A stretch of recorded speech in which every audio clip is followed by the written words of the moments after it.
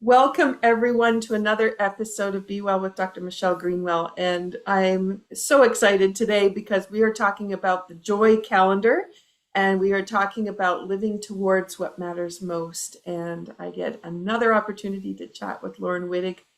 Laurin, thank you for coming back and thank you for sharing more of your story. Oh, I always love being here. So thank you for continuing to invite me back. So, over the last few episodes, Lauren and I have explored what happens when uncertainty enters our lives with a diagnosis and or potential diagnosis, what happens with that, and then talking about the fear that gets all interrelated with that. And what we're going to do today is move our discussion completely away from that into an area where we really do need to focus for all of us, which is forward and gives us an opportunity to get out of our overwhelm and get out of the desire to do more research into whatever it is we need to be knowing more about. Let that all go and just turn around and face the way that we all want to live, which is forward. So with that, I'm going to just bring the idea of the Joy Calendar back into our conversation. This happened unexpectedly a couple episodes back. And so Laurin has been playing with that. It's not a calendar that's filled with obligations. It's not a calendar ruled by appointments. It's a calendar we intentionally fill with the experiences that make life meaningful. And because perhaps the most purpose of wellness isn't simply preventing illness, perhaps it's creating a life that's so rich with meaning that wellness naturally can follow it. Today, we're going to check in on what's happened, what's changed, and what does living towards joy actually look like. And this is a really interesting way for us to segue into that bioenergetic wellness opportunity that is part of the work that I love to dive myself into. So you need to know about Laurin before we do that. So I just want to, if it's the first time you're coming to this podcast, you know that we are on episode 9. So if you want to go back and follow along with the journey, we invite you to do that.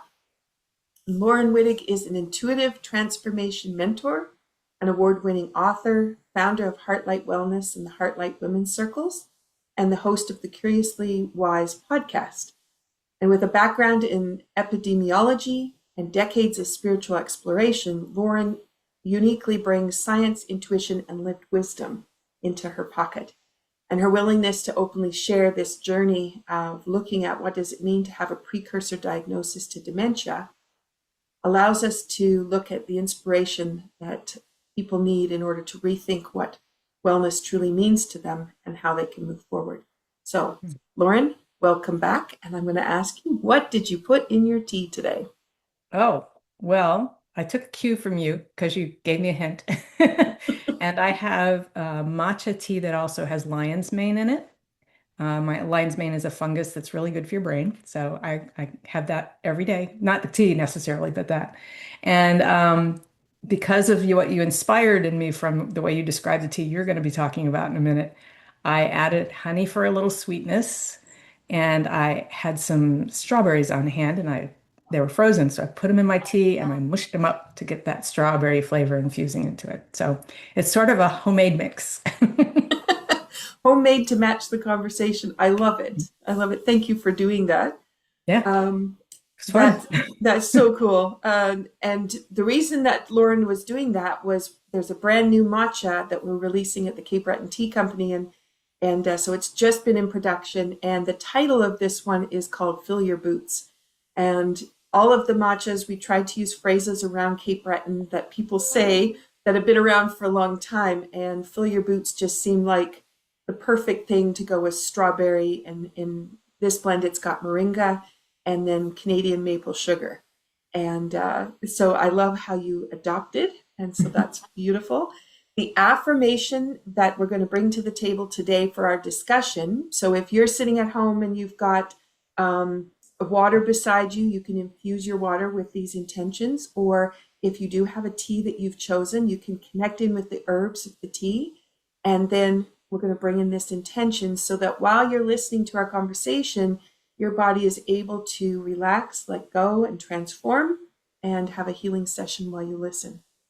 The affirmation is, the heart of this matcha awakens our inner love and lets the sweetness of compassion flow freely to ourselves and to others. And I couldn't imagine a more perfect tea for today's conversation, because joy begins with compassion, and not only for others, but for ourselves. And sometimes we forget about that when we aren't feeling well. We forget that compassion needs to come our way. Sometimes we're just plain old grouchy because we feel yucky.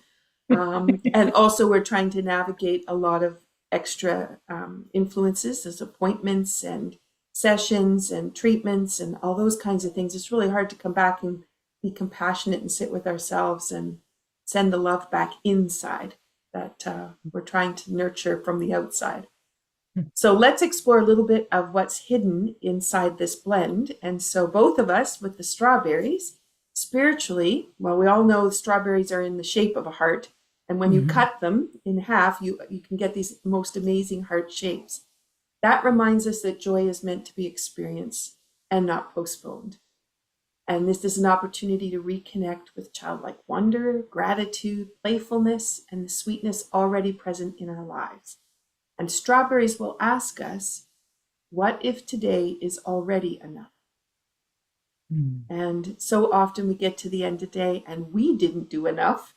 And so we feel guilty, or we feel bad, or we feel anxious because we didn't solve everything or get everything done, and the to-do list was so long.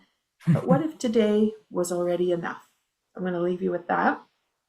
And if we go to moringa, now moringa represents resilience. It nourishes us deeply while reminding us that true strength grows quietly over time. And its spiritual essence is one of grounded vitality, not about surviving, but flourishing. Moringa can gently ask, how are you nurturing the life you want to live? And sometimes we're trying to nurture the life we're living, but it's not exactly where we want to be. And so if we can start to look at nourishing the life we want to live. And then we go to the Canadian maple syrup. Now, the US also has maple syrup, but I'm saying Canadian maple syrup because this blend is going to have some that comes actually out of Ontario. We have a lot here in Cape Breton and very deep, rich colors here. But this particular blend is going to have some that comes from Ontario. And maple is one of Canada's great teachers. It grows patiently. It adapts through every season, and its sweetness arrives through transformation. Spiritually, maple reminds us that life's greatest gifts often emerge when we have patience, perseverance, and deep roots. And its sweetness becomes a symbol of compassion towards ourselves and others.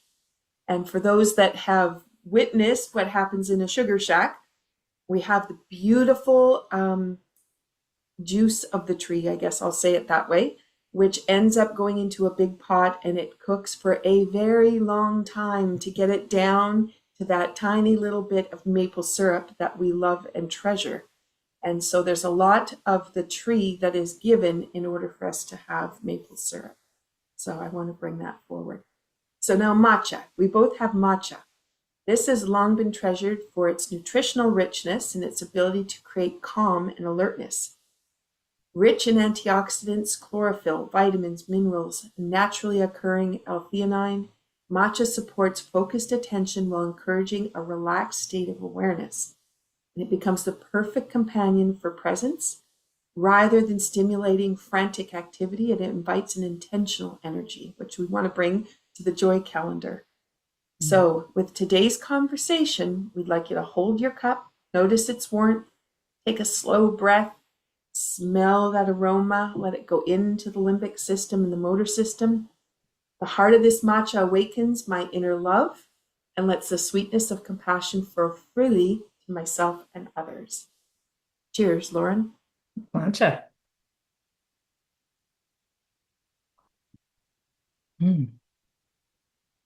Yeah, Yeah, so strawberry. good. Strawberry is summer. Okay, let's talk about this joy calendar. So what has been happening with yours and how did you build it? Okay, well, I want to start with I have run a calendar on my computer for years. And when the kids were little, they each had their own color. So I knew what they were doing on any given day and what my responsibilities were. They're long gone. They're on their own. But I still keep it on the computer because I can then have it on my phone or whatever I want. I'm a techie person. Um, and I have always used colors to differentiate different things. But I had not put things that I just wanted to do because they just plain were fun or made me happy or gave me pleasure in some way. And I decided to take the color, one of my favorite colors, purple. So my joy calendar entries are purple. And I am happy to say that they are vastly more purple things on my calendars these days than than before, than other things. Um, yes, so that's where I started. Just like I'm going to make a color. I'm going to make a color that brings me joy and use that for my joy things that I put on my calendar. And it is predominantly a joy calendar these days, I have to say. I've gotten much more intentional about that. But so I have a lot of different things on there. I had some things already in place when we first came up with the idea of a joy calendar. And those were things that actually I saw as appointments, but they actually bring me a lot of joy. And so things like my line dancing club and pickleball, which I have become a big fan of, unlike so many other people in the world. Um, but those things now are purple. They're on my joy calendar. And I look at it and I get, oh yeah, I've got at least one joy thing on my calendar for today. Most of the days I have at least two or three.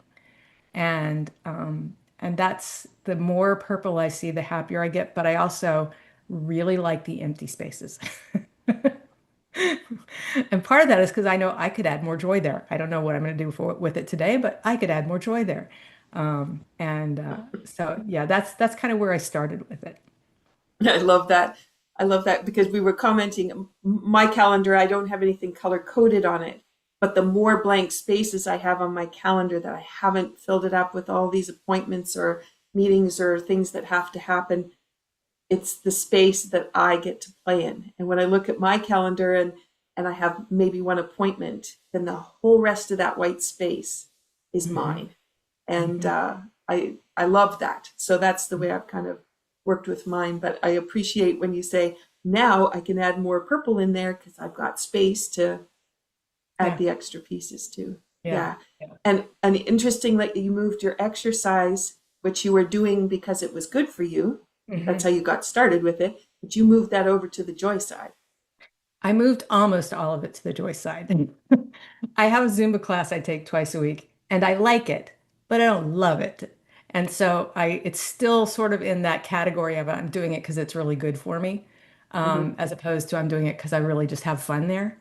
Yeah. I'm probably going to get there, but it's green. It's on my to-do list. So,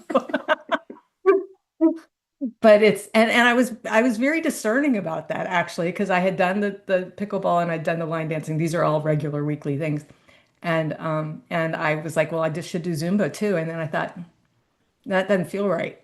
It's not Hmm. it's not a place of joy, it's a place of I'm glad I took care of myself. And I'm Hmm. only putting in purple things that actually bring me joy. So there's that one thing there where I just kind of went, no, it doesn't feel right to put it purple yet. So I'm hoping it'll get there. But anyway, I go and it's good for me. Um, I was going to say one more thing about the white space.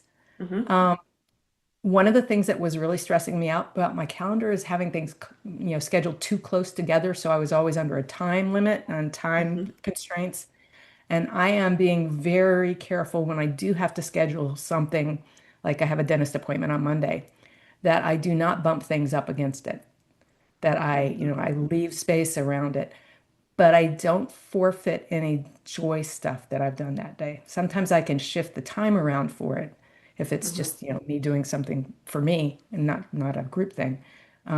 But I'm being much more careful about not even crowding my joy things because if I'm having a good time and I want to keep going, I want the space to do that. So Hmm. so it's another advantage of the white space is it takes away some of my stress because I really stress myself about time. And Hmm. and I already have a plan. If I've got lots of time, I can keep doing things that are fun. So, And how that's really interesting because too, yes, we do take that moment for the joy piece, but you're right. Sometimes we rush the joy to get back to the responsibility. hmm And I notice I have done that as well, where I've started going, that's enough for that day. hmm And even today, I went to run errands and I left enough time so that if I wanted to stop and talk to the people along the way, I was dropping tea off. Sometimes I just dropped the box, but I actually hmm stopped and chatted and looked around the store, took my hmm time and didn't rush it. And Yeah. that's also that same space Yeah. and Yeah. opportunity. Yeah. Yeah. Good. Wow. I'm We're making curious. progress. I'm making progress. It's a big, big job. Mhm. What was your first joyful activity that you intentionally scheduled after we chatted about it? So this one is one of my favorite things I have on my calendar. Um, I love to read, but I have for years limited my reading for pleasure to bedtime. I always read for at least a half an hour before I go to sleep. And I was reading a book of my own that I wrote, but I don't remember how it ended. And I really wanted to keep reading, but I was tired and I knew I had to go to sleep. And so in the morning, I was like, well, I really want to read this book. But usually, what I would do in the morning is get up and have my coffee, and my husband and I would sit and have coffee and watch the news on YouTube. And it's not a great way to start the day. We're both kind of politics obsessed. Um, but then I'd start the day being angry or sad or depressed, and that's no good way to start a day. So Mm. because I really wanted to finish this book, I said, today I'm going to go sit out on my deck, and I have a wooded backyard. We don't have deer in it this season because this time of year because they're raising their babies in the deep woods. But we usually have deer out there, anywhere between 4 and 8 deer are regular visitors. Right. We've got squirrels, we've got birds, all over the place. It's just this lovely, serene area. And I have the chairs, the Adirondack chairs on our deck facing the woods. And so I picked up my coffee cup, I picked up my book, and I told my Kindle, and I told my husband I was going outside to read. And it was so relaxing. And I would Mm. stop reading every now and then because the bird song just was, getting my attention, or the wind was, making the leaves do their fun little musical dance, and then I'd go back to reading. And not that day, but the second day I did it, I read for 2 hours outside on the deck. The weather has been abysmal up through early July here, and so getting outside has been something that's really not fun. Hmm. But we've had a break in the weather in the last week or two, and so the mornings are particularly wonderfully cool and breezy. And so I figure anytime it's nice enough to do that, I'm going to be out there. And I have had a few days where it was raining downpour, and I got my noise canceling earbuds. And I went into the den, which is a room we don't use very much, but it's got a comfy couch. And I read in there with my coffee. So I still wasn't in front of the TV and I couldn't hear the TV. This I have now added Monday through Friday. It is the first thing I do in the morning after I, get up and brush my teeth and get dressed, is I make my coffee, I grab my Kindle, and if it's a nice day, nice enough day, I go sit outside for at least a half an hour and read my book and enjoy the birds, and it makes for so much more peace in my day. It's Yeah. my favorite thing on there. And I just had to give myself permission to read for pleasure when maybe I should be doing something, cleaning up the kitchen or whatever. And I just said, no, screw it. I'm going to read. That's what I love to do. And I don't do it enough. And I'm just going to take this time. It's going to be mine. And Best thing I how have done. many of us do read at night? One, we're hmm really tired. For me, hmm it's like one page, and then the book's already fallen over. So I really try, but I just don't have the concentration or the energy at the end of Yeah. the day. But somehow we think it's okay because it'll help us to go to sleep. So it's serving a purpose hmm rather than just being joy. hmm Interesting, isn't that? So Yep. I'm hoping people are reflecting on where do I put reading in my day? Yeah. And do you do it at lunchtime when you're eating instead of, like you said, turning the news on to see if you've Hmm. missed anything? And does it really matter at that point? Yeah, Yeah. yeah. Oh, beautiful. I was just thinking too, how lovely to read a book while you're eating your lunch, if you've got that leisure, Hmm. because then the emotions that are with that are going to help digest that food. Whereas many of us will put on the news Hmm. and eat at the same time, or watch a murder mystery, Yeah. and right, and the emotions running through the body doesn't know the difference between the real and the not real. You're experiencing the story, and digestion is not going to be the same. Hmm. Hmm. Yeah. Yep. Yep. Okay, well, my next question is, I wanted to find out, did anything surprise you? First of all, that's probably, being able to put reading first was a great surprise. Is there another surprise on top of that, of something you discovered? There was a surprise, and it was unexpected, I guess, because it was a surprise. I had no social things on my calendar. I didn't even have Mhm. like to-dos with social things on my calendar. And I had been feeling kind of isolated, and really hadn't thought about it. And it's like, I haven't seen one of my dear friends in almost a month. I haven't even talked to her on the phone. And once I realized that, I looked for a big open space on my calendar, and I texted her and said, "Hey, how about can you do lunch on Thursday?" Happened to be yesterday. Um, that we booked it, and she was open. The universe always happens to do that for me. And I said, let's have lunch, and then I just love to hang out and talk. We haven't seen each other in a long time. And she said, "Oh yeah, I need some Laurin time." I said, "Okay, good. I need some Denise time." And I was down there from like 11:30 yesterday. We went out for a nice lunch at a little Japanese restaurant we like to eat at. And then we went back to her house and sat on her back deck. And she's got a ton of bird feeders out. So there's just songbirds everywhere, robins in the grass. There's, just nature's beautiful. And we sat there and laughed and told stories that neither one of us had ever told the other one before. And, just kind of kicking back and enjoying being outdoors with a friend. And I realized I need to do more of this. This is a place where I'm very joyful. I can be totally myself. We have friends here who don't really understand the more woo side of me. So, and so if I get an insight, I can go with Denise. I go, "Oh, I just got this." And she's like, "Oh, tell me." They're like, "You got what?" So, Mhm. um, so more of that. And I happened to notice as I was looking at it just before we got on here that next week I have already got lunch scheduled with one of my other dear friends that I don't see very often because she's very busy. Um, so I'm going to intentionally catch up with the people that I really want to spend some time with. And Love um, it.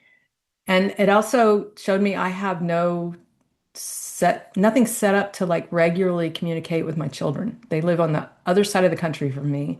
And every once in a while we'll go, "Let's hop on FaceTime and have a call." And I usually wait for them to instigate because if I call, I get 6 words. If they call, I get an hour. So, but I want to put something on here so at least, a couple times a month we have something. I have a space set aside for just talking to them, just staying in their lives, staying present with them more, Mhm. because that does give me a lot of joy when I connect with my kids. Mhm. Um, so that's another thing that was missing. Yeah, And but otherwise, pretty good. I noticed for me too, a couple, like catching up with family, a couple days can go by, and Hmm. then we have time zones that you've got to worry about. So Hmm. trying to get the right time, and then it just seems like it snowballs. And then a couple weeks have gone by, and you had Hmm. no intention of that. It was just the way everything didn't want to line up. Yeah, And so yeah, lovely to be able to put that on the calendar. And depends who you're going to catch up with, but at least each time that it shows up, yeah. I'm going to have a At least it conversation with reminds someone. me. Yeah, Hmm. yeah. Yeah, yeah. And those that is a joy source for me. So Hmm. to find out what's going on in their lives and just Hmm. stay in touch. Yeah. So, yeah.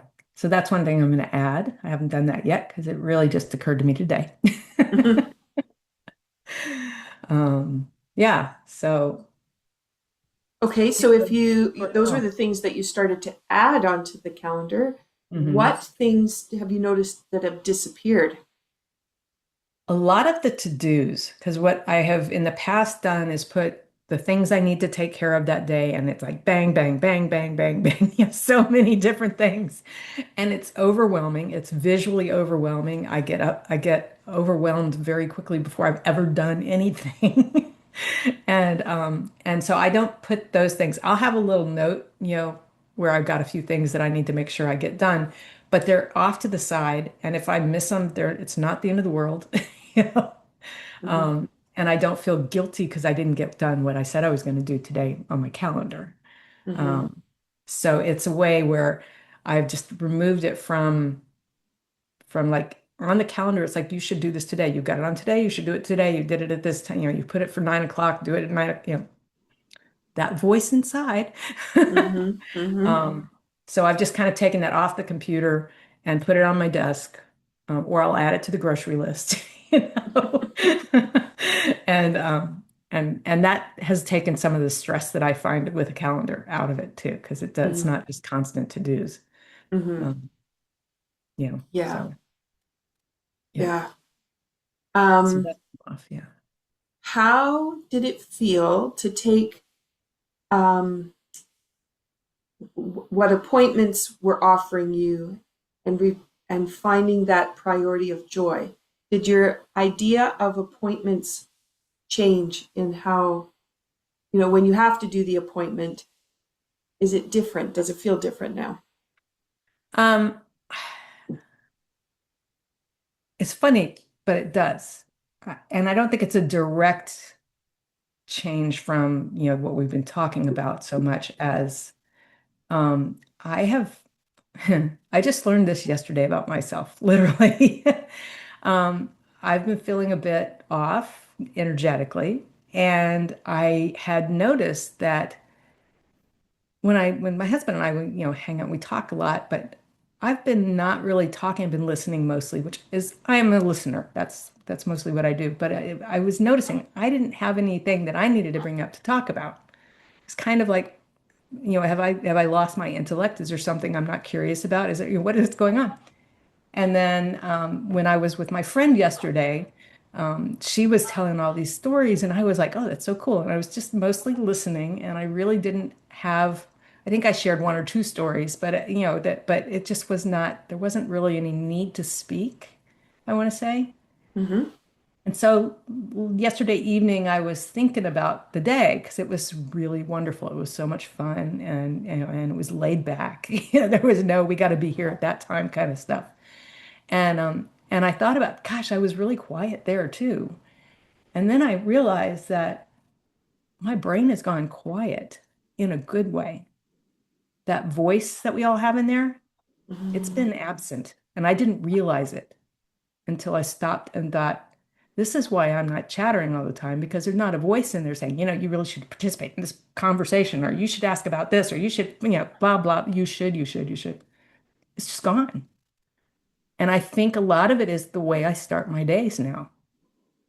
I Mm. start them happy. I start them with joy. I start them, without the outer lower vibrant, yeah, let me get the words out, lower frequency vibration of the energy.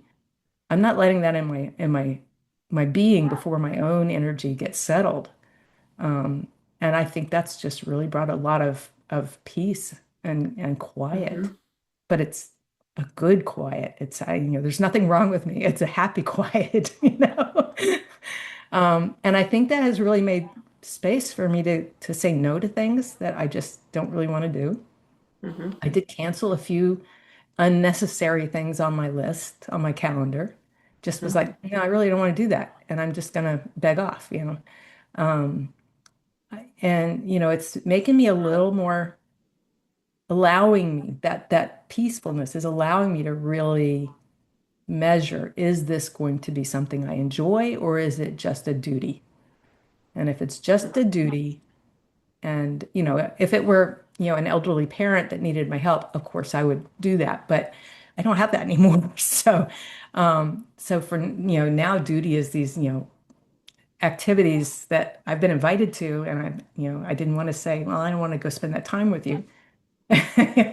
But I can really I don't even have to step back. It's so quiet in there. I can just handle that one thing and go, is this going to bring me joy? Am I going to enjoy myself? Which sounds a little, um, I don't know, me, but it's all about my joy right now. you know? So I'm really able to have the space in my head to get the shoulds and oughts, as I like to call them. You should do this, you ought to do that, and really decide, is this something that will be good for me, or is it just, rote behavior? And if it's rote behavior and it's not bringing me any joy, I'm not going to do it. I've just, Mm-hmm. and it's been fine. When I beg off, people go, okay. I'll say, Mm-hmm. thanks for inviting me, but no.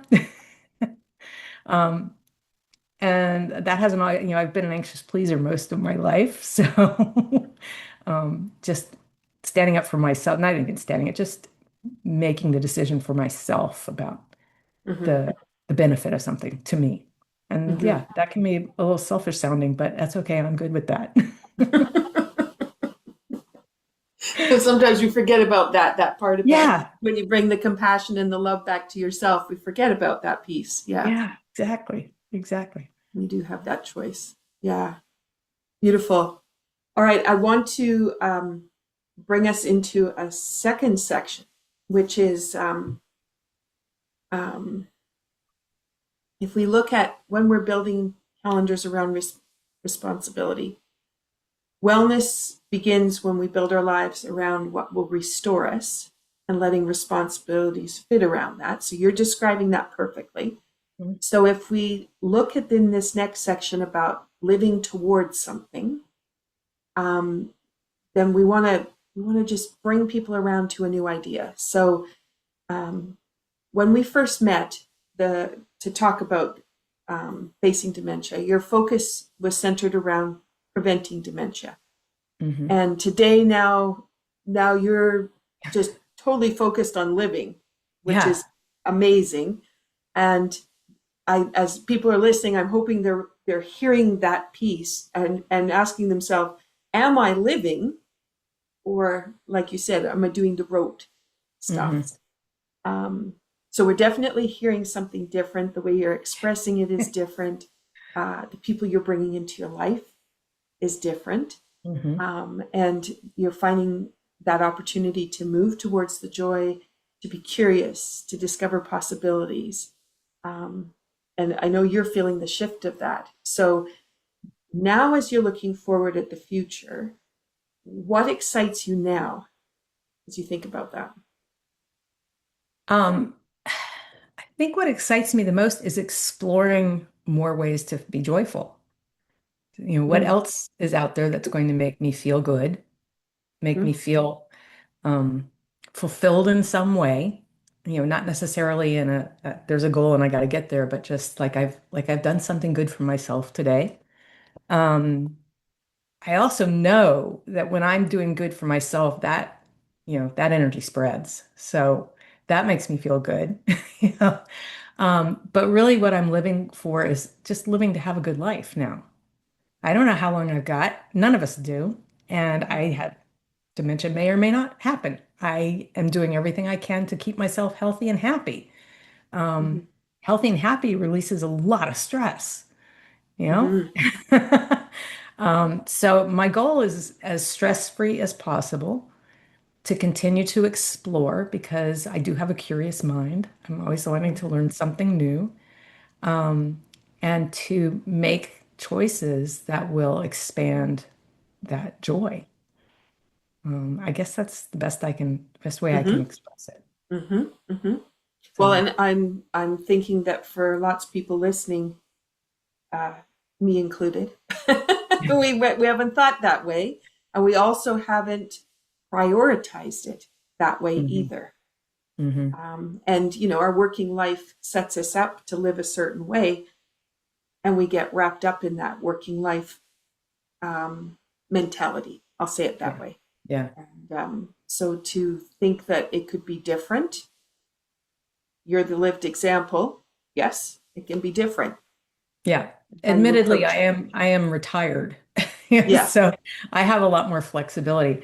I wanted to bring up this was my husband had the TV on at lunchtime, and there was a video about micro excursions. That's not the word she used. Micro adventures. Mm-hmm. And it was a young woman talking about how she was feeling very flat in her life, and it just was, like no motivation to do much of anything, to do the work, and what was the point? And she used to take big vacations that were expensive and abroad, and for a period of time, and then she would come back and it would still be flat, and it'd just be the same old life. And she talked about how she began to do little micro adventures. So she found some trails around, within 30 minutes of where she lived, and got some friends to go with her. It's a little bit like what I did yesterday with my friend. It's not necessarily an adventure going to down to her house and hanging out, but it was something that I knew would bring me joy. It was something that I always learned something from her. That we would be in nature for a lot of the time. It was a little micro adventure that got me out of the house and with somebody I haven't seen in a while, doing something I love, which is bird watching and nature gazing and being in the presence of someone whose energy is just wonderful. But I was thinking about that, and it's like, well, that would be a great thing to start looking for on my joy calendar, are these little micro adventures, Mm-hmm. and adding that. And so if you're in the work, still in the work grind, where your schedule is sort of fixed during, 5 days a week at least, maybe that's something that you could start with on the weekend, just a little micro adventure, and or whatever it is that makes you joy. Maybe you love to shop, or maybe you love museums, or whatever it is. Just don't wait for a lot of time or a lot of money. Go ahead and do something little. And I think it will probably be similar to what I experienced with reading in the morning. It's just enough joy on a regular basis, even if it's once a month. If you know it's coming, then that's going to change a lot of your frequency. At least, look at it, put it in purple or whatever you like on your calendar, put a big gold star next to it. But have something to look forward to that's really just about filling your heart, filling your joy. And I think that would be a really cool thing to try out. And I'm getting goosebumps, which is my clients used to call them my truth bumps. So, so take that as my guides going, yeah, yeah, yeah, that's good. Mm-hmm. Mm-hmm. Um, but that's something I think that, could be easily for any of us, but especially since you were talking about those of you who still work, Mm-hmm. that, there are ways to bring things in that may not fit into that 9 to 5 or 9 to 7 or whatever it is schedule you have. Especially if you've got kids too, young kids. You don't Mm-hmm. have a lot of time for yourself, especially in the mornings. But just plan a little outing, maybe by yourself, maybe with your kids, maybe, with friends. Um, but do it for yourself. Mm-hmm. Get some joy on your calendar Mm-hmm. Mm-hmm. because it will make a huge difference just to see that you set aside time for yourself. One of the additions to my calendar is teaching an extra Tai Chi class, which brings me great joy. Hmm. And it's a drive that takes me to the center of the island, which takes us into the Brador Lakes. And Mm. always the Brador Lakes just look so beautiful. But then when I get to Bedeck, we're in the harbor. So either my window looking out from Tai Chi is looking on the harbor, Mm. or we've been down in the grass. Oh, And nice. it's all the sailboats are there. Ben Bria, which is the mountain where Alexander Graham Bell and his wife lived, and all of the research and science happened there. And it's just such an exquisite spot. And so, as we were talking about the joy calendar, and I'm thinking about people who are still working, that is my job. So, I do Mhm. drive there. So, I Yeah. have a 45-minute drive. But what I've started to do is when I leave in the morning, is make sure I've got my tea ready and I leave with enough time to drive slowly, not in the Mm. rush to get there. So I Hmm. leave with that extra little bit because there'll be sparkles on the leaves. There'll be cobwebs that are covered with dew. There's all these treasures that I get to see on the way there. And then last week on the way back, it was Christmas in July at the campground that I passed by, have never stopped at for years and years and years. And they had a beaver tail food truck. And I drove past, and then I thought, beaver tails in the middle of nowhere. I can't remember the last time I had one. Now, beaver tail is a pastry, and Okay. it's deep fried. And then you can put different kinds of sauces on top. So I had like a Mm. pistachio butter kind of thing on the top of it. Yum. And so they usually have them at the fairs. So you would see them Okay. if you had kids and you were going to be taking them. Hmm. Hmm. And so I turned around and I went back and I ordered one. And then I sat there and I ate it, had a lovely conversation. And I thought, now, how delightful was that? Hmm. I'm 15, 20 minutes later getting home, but it doesn't really matter. Yeah. And that was that sparkle, right? Hmm. Hmm. On my work journey. So Yep. I'm just bringing in that little micro adventure Yeah. in case somebody else is driving home next week after they've listened and they can go, today I'm going to stop. I don't have to just go from the house to work and from the work back to the house. Hmm. I can go on micro adventures. I don't Yeah. have to be home at supper time. I can pack some snacks and off I Hmm. can go. Yeah. Hmm. So Yeah, that's a great example. I've never heard of a beaver tail. Now I'm going to have to come up there. I got to Something come else up. I need to get up there. They're very, very good. Oh, I and hear as I you said a sat, beaver tail truck, and I'm like, what? yep. Oh, all Oh, right. goodness. So with that, okay, so we can feel between the two of us how the future and the excitement towards the future, what that means, and micro adventures definitely. Yeah. So now I'm curious what dreams might have returned to you that had kind of gone to the side, or maybe they were way back in the distance and you hadn't been able to look at them. Um, it's funny because last night I had a dream, an actual dream. And in that, I had multiple manuscripts of novels that I was kind of juggling, and I was obviously getting them ready to send out somewhere. This is old school because it was like papers, you know. And I have not allowed myself to consider publishing, even though I've been kind of tinkering with a new story. Mhm, And my dream really is to get my stories out to people because they're meant to be, healing, enlightening, entertaining. And I know because I've got from old readers, previous readers, I know that they can change lives. These, mhm, those were romances set in medieval Scotland. And yet people got, life lessons or life permissions from it. And so I have I have not allowed myself to dream about that. And then I literally dreamed it just last night. And I will tell you that the yesterday morning and this morning, it was just flowing through me, this story. It was just coming fast. And and I've been trying to control it.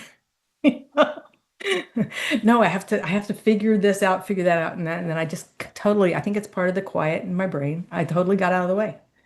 And it's mhm, just, obviously my subconscious or my higher self or whatever has it under control.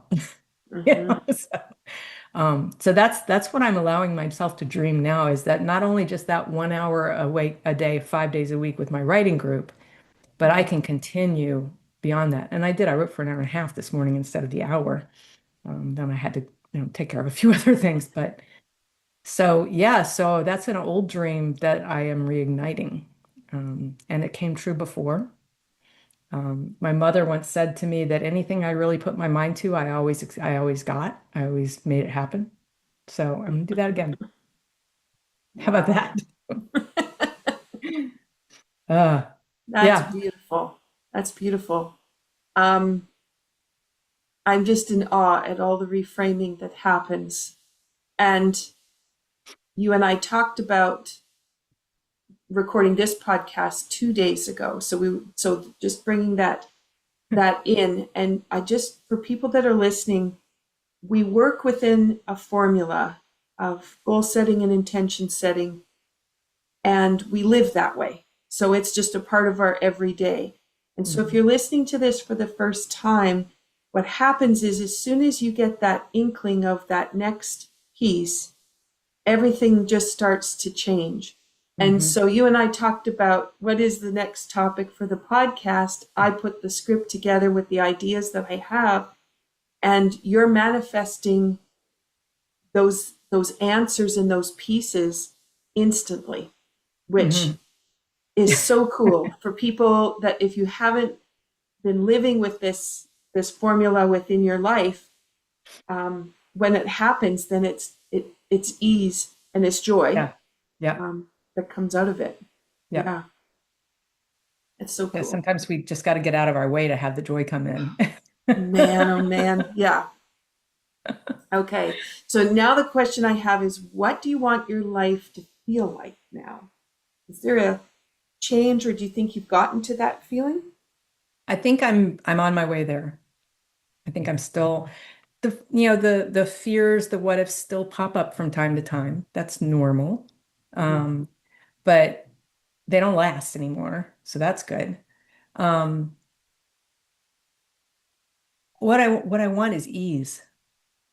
And I'm not saying easy, but just the ease of moving through. It's like, like you just said, once you decide something and you make the shift, then things flow pretty easily, Mhm. and life is not stressful for me. It's exciting. It's like, oh, this is cool. What else is going to happen? So I really, want to be surprised with more joy stuff. Mhm. That's how I want to live my life, constantly on the path to something joyful. What that Mhm. is, I don't know. Um, but I think that's what I just want to be on the path to more joy. Wow. I'm thinking, so for those people that maybe haven't heard any of the episodes yet, and to be able to go back and listen to episode 1 and 2, right? Back in the gunk and the mud of precursor Cursor. diagnosis and all that, to Yep. listen to the voice and listen to the optimism and what is possible. So I Hmm. really feel like we just turned the whole conversation around by deciding to have the conversation, which Hmm. is incredible. Yeah. Yeah. Yeah. Wow. It's part of why I love being in conversation with you, whether it's on the podcast or outside the podcast, because we always learn something new about both of us, Mm-hmm. when we do this. Mm-hmm. And that's why your podcast recordings are on my joy calendar. Woohoo! I'm purple. I love it. You are purple. Yeah, yeah. Uh, So, yeah. And that's one of the things too for me with the podcast is each conversation I'm always so interested. What are people doing? How are they doing it? And what will we discover? Because most of the podcasts too, we've got this formula in place, so we discover things in the conversation, yeah, and that leads us down an incredible road. So I that's why I enjoy doing the podcast. So I'd have to yeah. mark purple on mine. Sometimes it goes to overwhelm if I've got too many podcasts in Yes. a row that I'm doing and trying to keep on top of all of that. But when I can really sit with the conversation and be ready, and yours too, watching it unfold and knowing kind of where we were heading, and some of the healing and emotions one that also is just being released right now. That also sitting in that information was just so delicious and Hmm. yeah, nurturing. Yeah, So, yeah. so I want to take us to the wellness compass. So we talked about a formula that we do live by. So I'd like to dive into this because one of the ideas we've been exploring in bioenergetic wellness is that a meaningful future changes how we're going to experience the present, which we're noticing. and I'm going to bring it to an idea. So I had a student today say, I really like it when the stories are in there. So if we take it to sailing, thinking about on Bedeck Bay there, the captain doesn't spend the voyage staring behind the boat. They're going to keep their eyes on the horizon. And then they're going to make small adjustments along the way. And I think that wellness is like that. It's not constantly checking behind us, is the disease still following, Yeah. but continually orienting ourselves towards the life we hope to live. And with that analogy in there, is there anything you'd like to add to that or reflect on? Um, yeah, sometimes you need to jump in the water and swim just for fun. Um, I used to work at Jamestown Settlement Museum here, which is a living history museum, and I did school tours, and we talked about how sometimes the sailors would want to take a bath, and they'd be out in the middle of the ocean. Most of them couldn't swim, so they would tie a rope or hold on to a rope so they could get in the water. And I just thought, yeah, and for those who could swim, it was probably a lot of fun. You know? It's like- So, and I always think about sailing in the dolphins or waves or whales or something. So for me, being on the water is joyful. Looking ahead Mm-hmm. to where that water is gonna, support us to get to, I Mm-hmm. think it keeps us buoyant. It keeps us able to make those little adjustments. Mm-hmm. Um, so that's what I would add to your story. Mm-hmm. The fun Mm-hmm. part. And I was remembering we have Port Hood that's called Chestico Days, and they have a boat parade, and the boats will load up all kinds of people. They'll fill the lobster where they put all the catch is a great big styrofoam thing, but they'll Hmm. load that up with ice, and then you have all kinds of drinks and treats and barbecues and music and everything.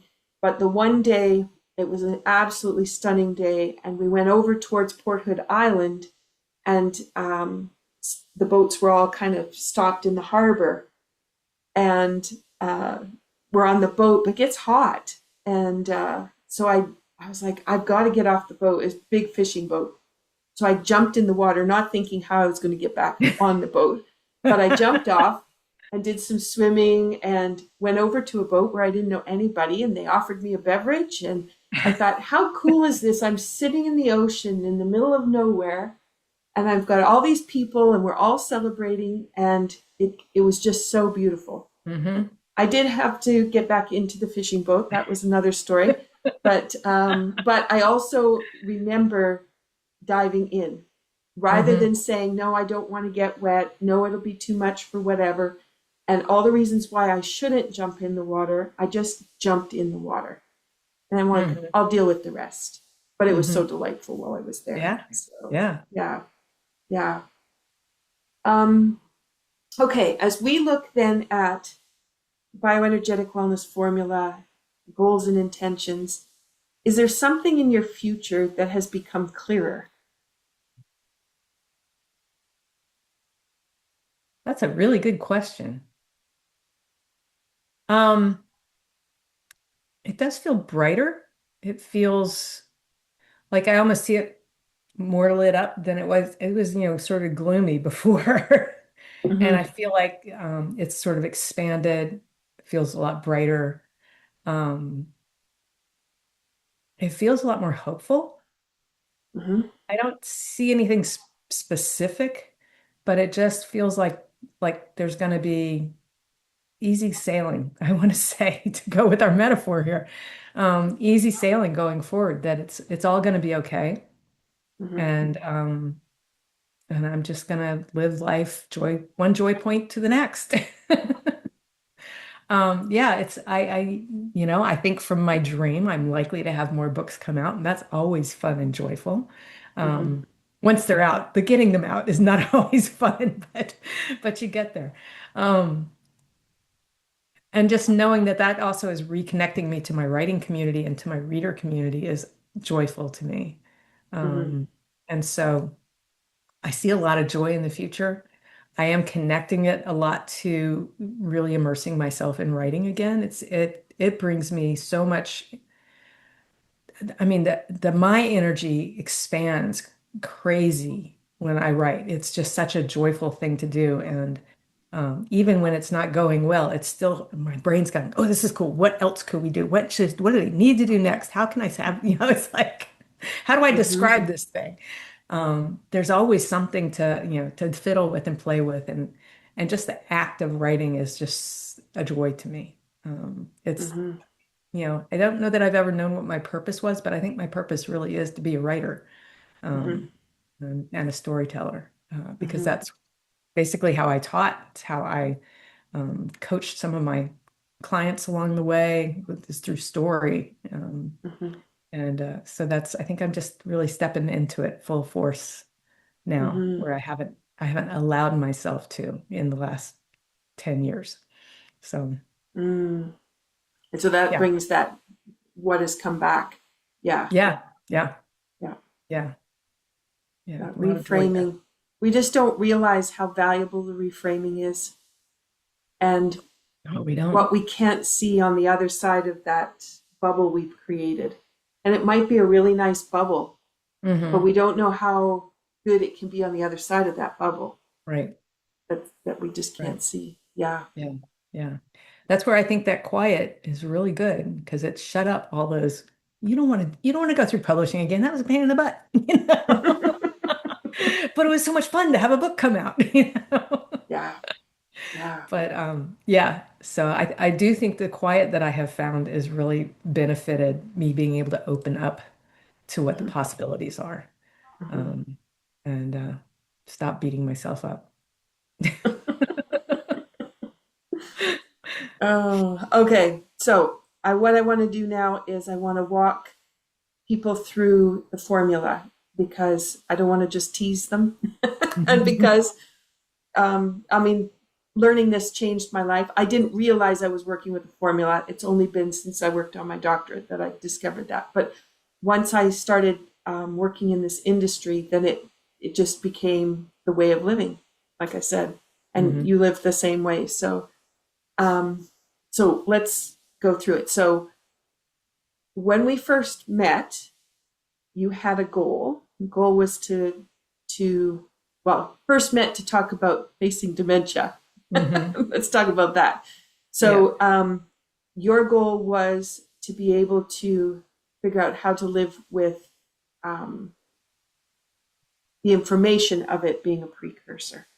Would that Hmm. be correct for me to say that? Yeah, yeah. It was sort of the fear wrought by the knowledge, the concrete knowledge that I carried the gene that often ends up in as Alzheimer's. So yeah, it was this fear of this thing, you know. I kind of see it now like a little black imp on my shoulder, you know. And now I want to go away. But yeah, I was in a lot of fear. I was in a lot of grief. I was in a lot of anger.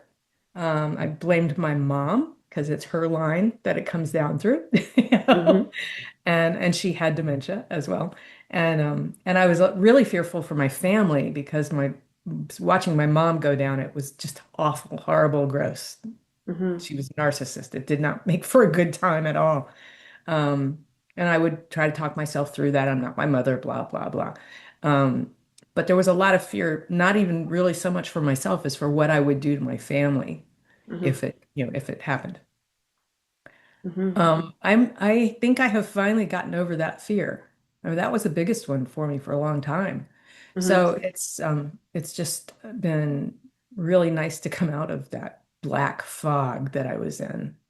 But And it, that's where I started. and then you stated your goal is to fill up more of your days with joy. So Hmm. the difference between then and now with what goals can be and mean, Hmm. and by you choosing to face the goal of looking at facing dementia, and then what will that mean in your world? You didn't know what was going to be in the where we are today in the conversation, No, but if you hadn't have never dreamed of it. both of us. And if we hadn't have asked those questions at the beginning and set the goal in place that let's figure this out and Mhm. let's get on the road of that discovery, Mhm. you wouldn't have been able to say today, I just want to fill up my days with joy. Yep. Um, that wouldn't have been a possibility. So um, just trying to get out to everyone listening, we don't always know what the goal is going to look like on the end. That's the piece. You kind of Mhm. have an idea where you want to get to, but it has this discovery and Yeah. being open to that and letting go and getting out of the way Yeah. opens all of that. Yeah. Yeah. And then if we look at intention, intention is a little bit different than goal. Sometimes it's the quality of which we want to be living like.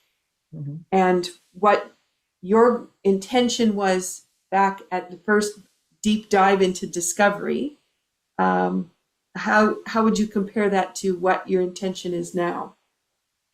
Well, my first intention was to learn everything I could so I could do everything possible to prevent this. And I was on a mission. You know? And I very rapidly got overwhelmed by it all. And now I am, well, I've put things in place that will help me be healthy longer and do support my brain, and that are creating resilience on a day-to-day basis, which, even just dancing is makes your brain work, you know. Mm-hmm, Um, and uh, and now I'm looking at, okay, none of us know how long we have. So why live it in fear when I can live in a purposeful way of looking for things that are going to make me happy and joyful? Um, and that in turn will help others be happy and joyful. I would add to it because I know people like being in my energy when it's high. You know? mm-hmm, right. And I know that because they remember me and I don't remember them. When did we meet? You know? But so I know that the more that I can do to keep my own vibration high, my own emotions in a happy place, a joyful place, the better I'm bringing to the world. And whether if that's somebody I smile at in the grocery store or a neighbor I stop and talk to who I've never talked to before, and we get it all, get quite friendly with each other. And it's just, yeah, it's like it is night and day. I mean, Mm-hmm, it is from the black fog to, wow, the future is bright. And I'm going to keep doing the good stuff for myself that I've already put in place. I still want to learn to play the piano. I haven't pulled the trigger on that one yet, but that's another one I want to add in. And I can feel that it's almost time. You mm-hmm, know? mm-hmm. Um, but yeah, it is night and day.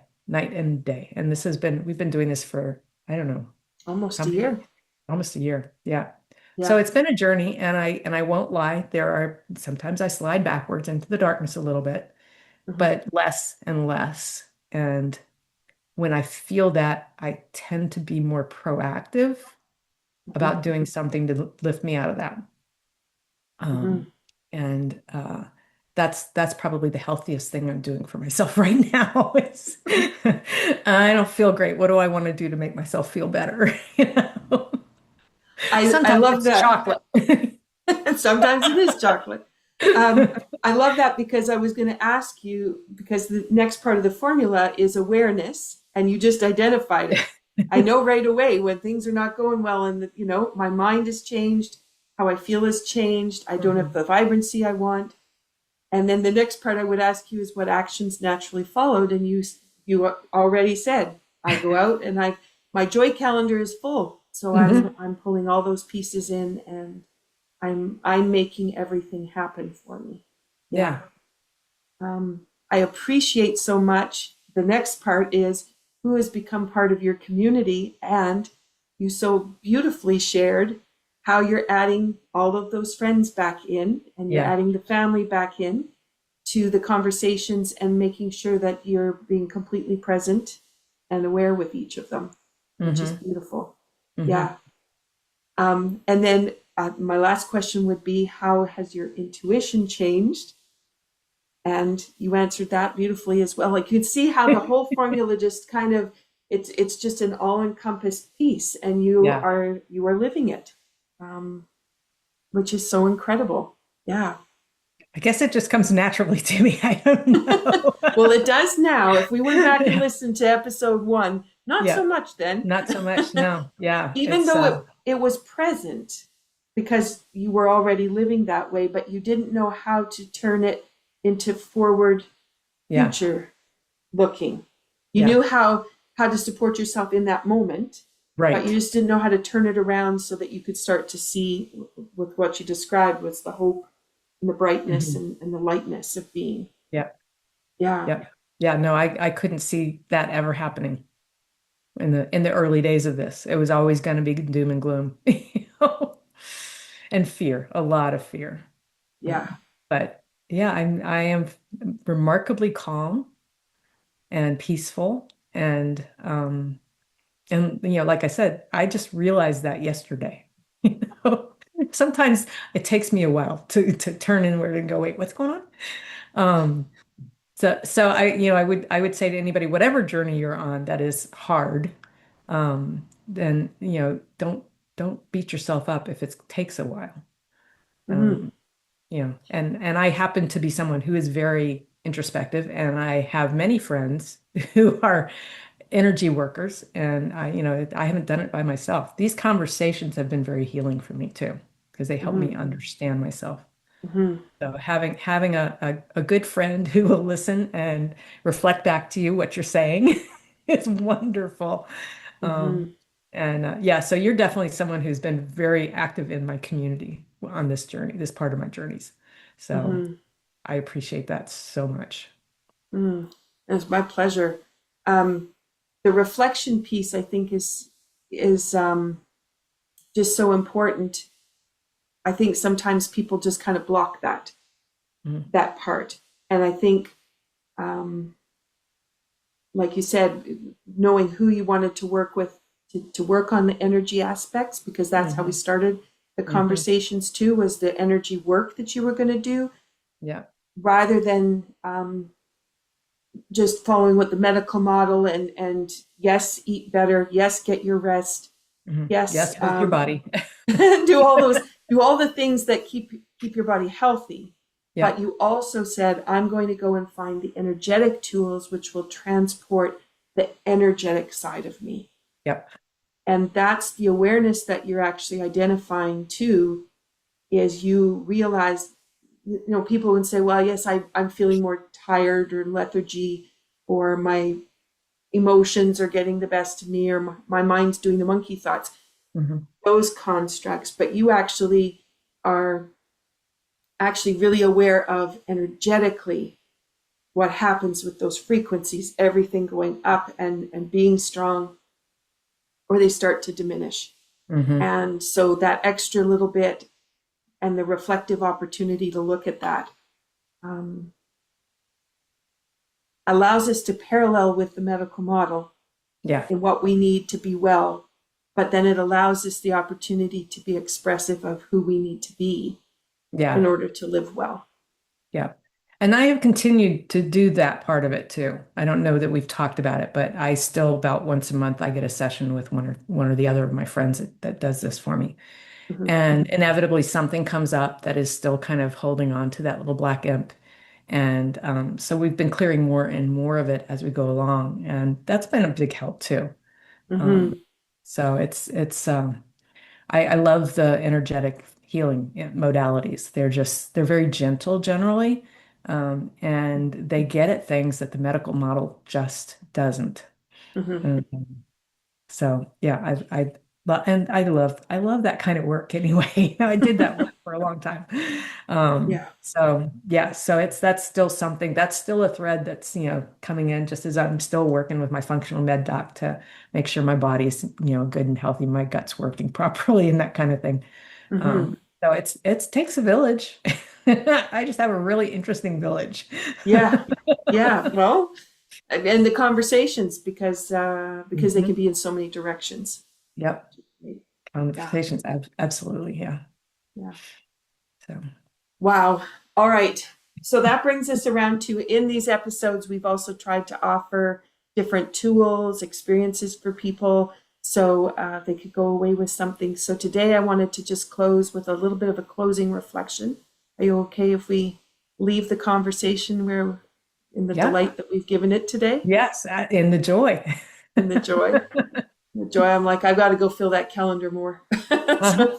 So, all right. So everyone that's listening, if you have the opportunity to close your eyes or lower your eyes, if you're driving, then please stay focused on the road and just be comfortable. And then I just invite you to take a slow breath and feel your feet resting on the earth. And as you feel that breath go in and out, notice how the breath isn't really there for the lungs. It's there for each joint. It's there for your mind. It's there for your emotions. It's there for all the space around you. And the breath keeps us alive and vibrant. And then if you imagine tomorrow morning, your calendar is completely empty. And now you get to ask yourself, what would I like to place on that calendar first? Not because you should, not because somebody expects something, but because it helps you to come alive. Maybe you have a tea in mind. Maybe it's a walk. Maybe it's the bird song or the deer. Maybe it's the green space you get to enjoy. Maybe it's music. Maybe it's painting or learning the piano. Maybe it's calling someone you love. Maybe it's simply sitting quietly beneath a tree, in a comfy chair, and notice how your body is responding to those options. How do they make you feel? Do you notice a softening? Maybe just a glimpse at quiet excitement or a spark. This is all information. Your body is recognizing possibility. Now imagine building your life from the place of recognizing possibility. One joyful choice, one meaningful moment, one compassionate decision. We finish with a breath. Lock in what we've talked about. Consider how our conversation relates to you, the way you wish to be living forward. When you're ready, you want to open your eyes, come back to the present, be aware of your breath filling you up. And then I'd invite you to take one last sip of tea, water, whatever you happen to have beside you. Receive its sweetness and remember, wellness isn't measured by what we avoid. It is measured by how fully we choose to live. Laurin, thanks for helping us to fill our boots today with joy and filling our hearts with compassion and asking us to move forward with you. Thank you so much. Thanks as always for having me here. I appreciate it. So if you've missed the other episodes of Facing Dementia, we invite you to go back, check them out, listen to the journey, but also listen to the tools of discovery. Receive a healing session with each one that you listen to. If you go to thegreenwellcenter.com, you can download your free top 8 stress releasers. You can explore the bioenergetic wellness approach that I use, and then subscribe to our wellness blog for ongoing inspiration and practical tools. And as soon as Laurin has that book ready to go, we'll be sharing that. All right. So until next time, keep moving towards the life that is calling you. And please be well. Take care.